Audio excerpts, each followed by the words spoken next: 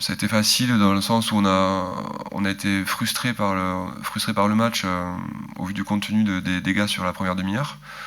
Et facile à digérer puisque honnêtement on fait des erreurs qui à ce niveau sont trop dommageables pour espérer autre chose, quoi. On a mis beaucoup d'enthousiasme, mais je pense que on a manqué de, on n'a pas eu de filet de sécurité, c'est-à-dire qu'à chaque fois qu'on s'est fait briguer, à chaque fois qu'on a perdu un ballon, derrière on a pris des points. Donc c'est d'habitude ce que nous on fait aux équipes, et là c'est nous qui l'avons subi pour ce match. Et voilà, donc c'était des erreurs de jeunesse, des erreurs qu'on a payées comptablement rapidement. Mais après voilà, il y a aussi du positif à retenir de ce match, donc de la prestation de certains joueurs. Donc voilà, honnêtement, on a vite analysé le match et on a vite passé à autre chose. Mais Bayonne, c'est une équipe dans le jeu qui est très forte sur les phases de conquête. C'est culturel chez eux, ils sont très bons sur ballon porté, ils ont une bonne mêlée. Donc voilà, on s'attend vraiment à du combat devant. Et c'est une équipe aussi qui sait très bien jouer auprès des rucks, qui a cette façon de jouer autour du 9, autour du 10, qui est très caractéristique de leur jeu. Et ils se mettent beaucoup dans l'avancée dans ces cas-là. Ils arrivent beaucoup à briquer l'adversaire dans ces zones-là, et après ils finissent souvent les coups par les trois quarts. Mais voilà, on s'attend vraiment à beaucoup d'engagement autour des zones de ruck. Oui, alors oui, ça c'est Bayonne, c'est leur objectif à eux. Honnêtement, nous, ça sera leur problématique. Nous, la nôtre, c'est de finir dans les deux premiers. Et pour ça, il nous faut 2 victoires. Donc voilà, que ce soit Bayonne ou un autre, dans tous les cas, ce match, on l'aborde avec beaucoup de sérieux. Les joueurs ont conscience que ce match-là peut nous faire basculer encore plus favorablement dans les 2 premières places.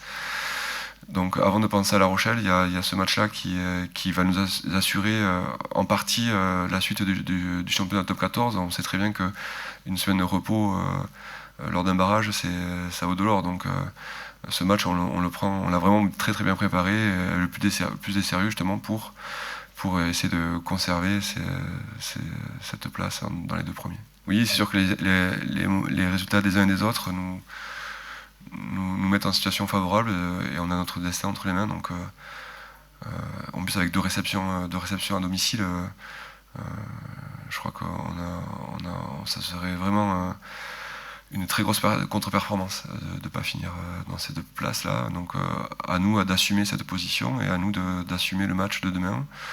Et par la suite, on parlera du reste la semaine d'après, la semaine encore d'après. Ouais, en ce qui concerne les automatismes, on est quand même sur la fin de saison.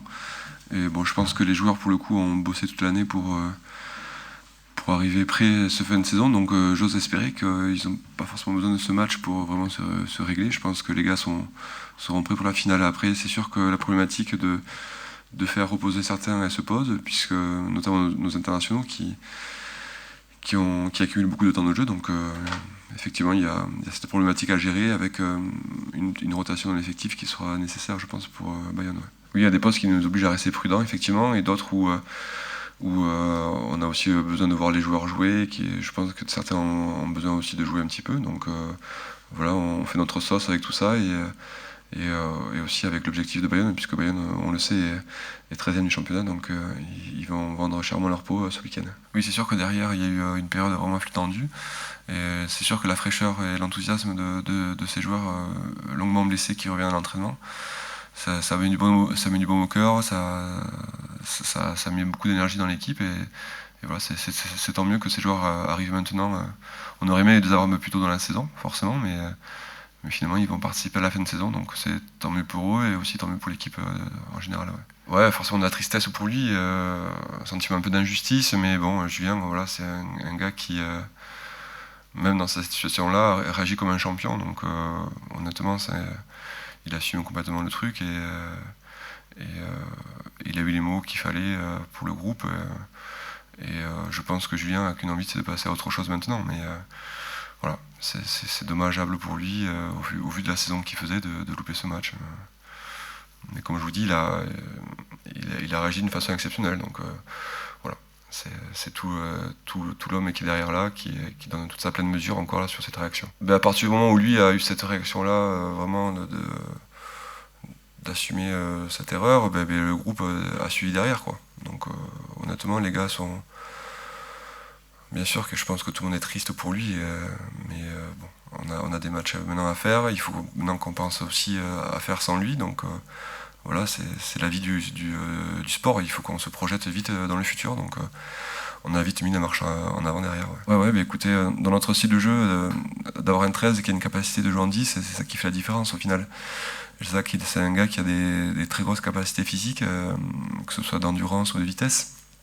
Et donc il nous apporte ce punch en tant que centre. Et il nous sert aussi, puisqu'il a joué 10, il joue 10 de formation, il a cette vision du jeu qui nous plaît et nous permet de trouver des solutions avec lui, avec Romain. Donc voilà, je pense qu'il est complètement épanoui dans ce poste-là. Et ça s'est vu dernièrement, notamment le match contre Bordeaux, quoi. Oui, c'est un gabarit modeste, mais bon, il a quand même des grosses capacités d'explosivité, de punch. Et il s'en sert, voilà, c'est ce qui lui permet aussi d'exister défensivement et offensivement. Je crois qu'il répond complètement à nos attentes, avec un début de saison où c'était un petit compliqué. Il prend un carton rouge, après il se blesse. Il nous a cruellement manqué pour la demi-finale contre Exeter. Mais depuis, voilà, c'est un gars qui joue avec tout son cœur, toute son âme, et voilà, on le voit sur le terrain, il transpire le combat, et c'est vrai que nous, les Français, on aime bien ce genre de joueur. Il a des grosses capacités physiques aussi, il se déplace énormément, donc oui, il continue sur sa lancée, je veux dire. C'est vrai qu'il a cette capacité, peut-être dans le rugby de demain, peut-être qu'il jouera, peut-être qu'on le décalera d'un poste, ouais. C'est possible, vu les capacités qu'il a, oui, mais lui, je pense qu'il veut jouer seconde ligne, mais c'est vrai qu'on le voit de plus en plus, c'est la mode de recaler des secondes lignes en 7, et je pense qu'il en aurait la capacité, ouais. Alors c'est pas dur, non, parce que je pense que quand il n'y avait pas son frangin, il était tout aussi bon, mais je pense que ouais, ils ont une relation particulière, et je crois qu'ils avaient à cœur de jouer les deux ensemble, quoi. Ça fait partie un peu de l'histoire, la belle histoire qu'on voulait mettre en place, et voilà, je crois que ça rajoute forcément dans une équipe, des équipes de frères, pour de vrai, enfin voilà, ça rajoute forcément quelque chose de différent dans l'abord du match. Honnêtement, c'est de fait, quoi. Donc voilà, je pense que le fait qu'ils jouent ensemble, ça amène cette énergie, cette âme supplémentaire.